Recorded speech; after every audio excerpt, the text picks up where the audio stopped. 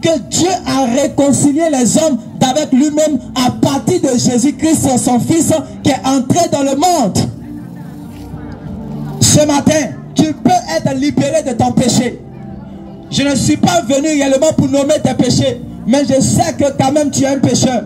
Et si tu es un pécheur, la bonne nouvelle, c'est qu'il y a quelqu'un qui règle la question du péché. Et tu ne seras plus appelé pécheur, tu seras appelé saint. Et ta vie sera changée. Ta vie sera changée. Ta vie sera changée. Ta vie sera changée. Ta vie sera changée. Ta vie sera changée. Bien-aimé, tu n'as pas de vie sans Jésus.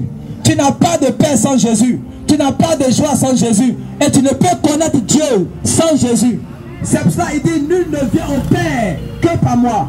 Nul ne vient au Père que par moi. Nul ne connaît le Père que par moi. Nul ne entre en contact avec le Père que par moi. Nul ne entre en alliance avec le Père que par moi. Il y a un seul homme qui a dit cela sur la terre.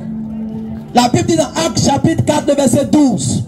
Il y a des noms qui nous a été donnés sous le ciel par lequel nous puissions être sauvés. Si ce n'est le nom de Jésus. Est-ce que tu as le nom de Jésus en toi? Est-ce que tu crois au nom de Jésus? Car si tu n'as pas le nom de Jésus en toi, quelles que soient tes relations, quels que soient tes biens, quelles que soient tes connaissances, quel que soit ton argent, quelles que soient tes voitures, quelle que soit ta religion, si tu ne connais pas Jésus, sache que tu es loin de Dieu. Mais tu peux te rapprocher de Dieu. Tu peux encore te rapprocher de Dieu. Ne regarde pas tes nombreux péchés. Quels que soient tes nombreux péchés, tu peux encore te rapprocher de Dieu. Quelles que soient tes nombreuses fautes, tu peux encore te rapprocher de Dieu.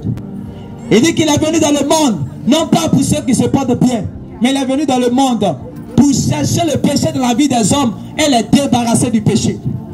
Et c'est ceux parmi les hommes qui vont s'humilier.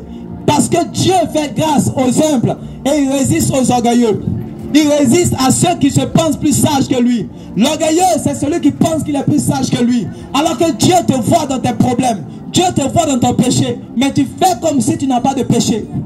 On te parle de ton péché. Tu dis tu vas à la mosquée. Tu dis tu vas à l'église. Ce n'est pas l'église qui enlève le péché. Ni la mosquée qui enlève le péché. On te parle de ton péché, tu dis tu connais un grand pasteur, un grand prêtre. Ce n'est pas le prêtre qui enlève le péché, ce n'est pas le pasteur qui enlève le péché. On te dit réellement que tu es dans le péché, tu dis non, j'ai beaucoup d'argent. Beaucoup d'argent ne peut pas enlever le péché dans ton sang, dans ton âme. La seule personne qui a été sacrifiée pour nos péchés, la seule personne qui s'est livrée à la croix de Golgotha pour nos péchés, la seule personne qui a renoncé à sa gloire dans le ciel pour venir dans l'humanité afin de s'humilier sur le bois de la croix de Golgotha, c'est la personne de Jésus de Nazareth. Il est venu pour mourir pour toi et pour moi. Alors n'endurcis pas ton cœur. Si tu entends la voix de Dieu, n'endurcis pas ton cœur. Ouvre ton cœur. Ne regarde pas aux hommes. Ne regarde pas la religion. On est venu dans ce monde en détail. On ne veut pas quitter ce monde en convoi. On est tous sur le même sol, mais on n'a pas le même sort. Le chrono de ta mort est devant toi et tu ne sais pas quand tu vas quitter. La Bible dit qu'il est réservé aux hommes de mourir. Ça veut dire que si tu es un homme que tu respires, un jour le souffle te sera retiré. Ton créateur va dire, il est là maintenant, présente-toi devant moi. Mais quand tu vas te présenter, quel sera l'état de ton âme? Dans quelle posture tu seras vis-à-vis de Dieu? C'est de ça qu'il est question.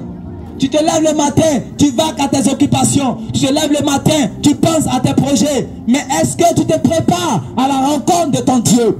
Est-ce que tu te prépares à rencontrer Dieu un jour? Et quand tu vas rencontrer Dieu, lorsque la trompette de ton nom va sonner, quel que soit ce que tu seras en train de faire, même si tu es en train de vendre, même si tu es en train d'étudier, même si tu es sur le lit avec ta femme, même si tu es au salon avec tes enfants en train de jouer, la mort ne va pas te demander la permission. Et la mort va prendre ton âme pour que ton âme puisse comparaître devant Dieu. Mais quand ton âme va comparaître devant Dieu, tu vas regarder à droite, il n'y a pas papa. Tu vas regarder à gauche, il n'y a pas maman. Tu vas regarder à droite, il n'y a pas pasteur. Tu vas regarder à droite, il n'y a pas prêtre. Tu vas regarder à gauche, il n'y a pas église. Tu vas regarder à droite, il n'y a pas mosquée. Et tu seras seul devant ton Créateur. Quand tu seras seul devant ton Créateur, quel sera l'état de ton âme? Tu vas mourir en tant que pécheur ou tu vas mourir en tant que réconcilié avec Dieu? Tu vas mourir en tant qu'en alliance avec Dieu ou tu vas mourir en tant que reconnu de Dieu? Bien-aimé, tu peux encore faire la paix avec Dieu.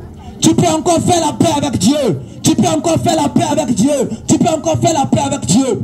Et la paix avec Dieu se fait par une décision qu'on prend. La décision de suivre le salut de l'humanité.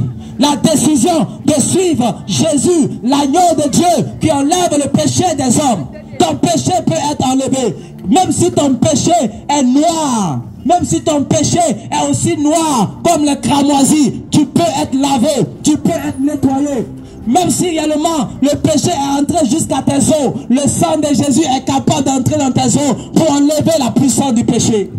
Peut-être que tu es ici, tu dis non, mon grand-père était fumeur, mon père était fumeur, et moi aussi je commence à fumer. Dans notre famille, il y a l'hôtel de la cigarette, il y a l'hôtel de la drogue, et on n'arrive pas à s'en sortir. Mon grand-père était chercheur de femmes, mon père était chercheur de femmes, et maintenant moi aussi réellement, je passe ma vie dans la débauche. Et tu es en train de te condamner. Et tu penses qu'il n'y a plus d'espoir pour toi. Laisse-moi te dire qu'il y a quelque chose de bon qui peut sortir de toi. Et cette chose de bon qui va sortir de toi, ça va commencer à partir de la décision que tu vas prendre de suivre Jésus dans ta vie. La stabilité de ta vie dépend de la décision de suivre Jésus.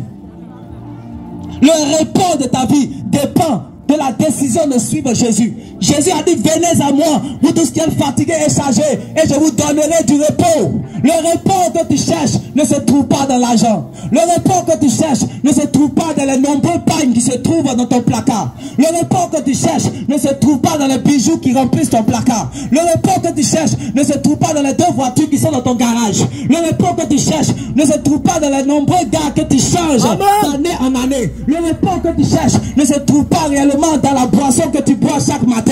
Le repos que tu cherches ne se trouve pas dans les Despé, dans les Alomo, dans les Jack Daniel. Le repos que tu cherches ne se trouve pas dans les Bangui, ne se trouve pas dans les Koutoukou. Le repos, c'est la personne de Jésus de Nazareth.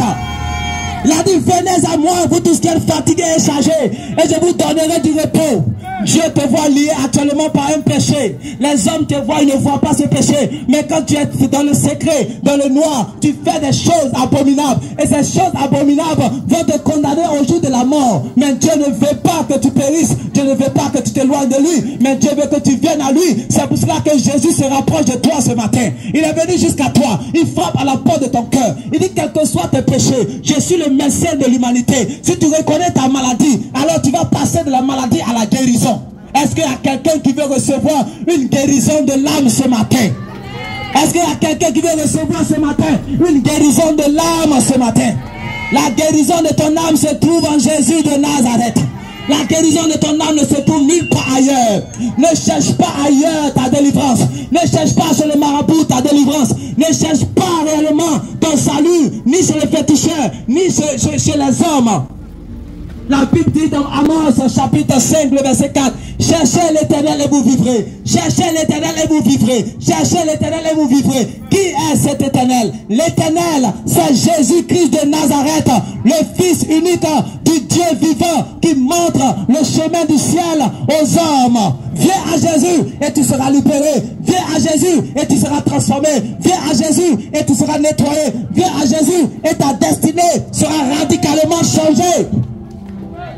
Dieu peut changer ton histoire. Dieu peut changer ta vie. Dieu peut changer. Arrête de faire confiance aux hommes. Arrête de faire confiance aux marabouts. Les marabouts ne sont que mensonges.